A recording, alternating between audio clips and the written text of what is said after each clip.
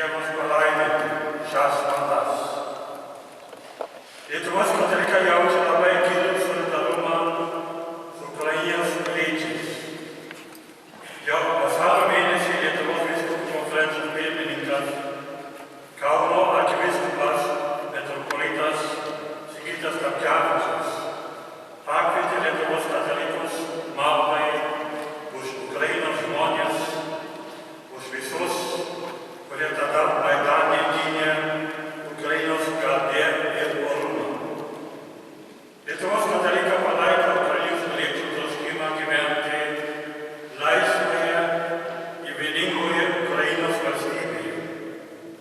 Todėl ir šį dramatišką metą Lietuvos ir jos sostinės tikintieji vienijasi maldoje su Ukrainos krikščionimis ir melžia Ukrainai taikos, susitaikymo, vienybės bei valstybės teritorijos neliečiamumo.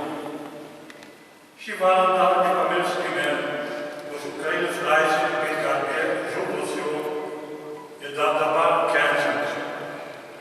Taip pat nepamirškime aukų, kurios žuvo lėktuve numuštame prorusiškų separatistų.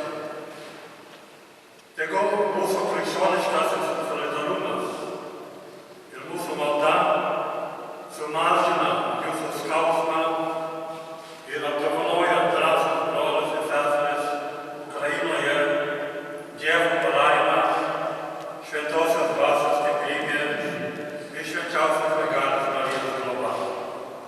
Ačiū. І я хочу оголосити зараз наступних учасників нашого цього міроприємства. Особливо я хочу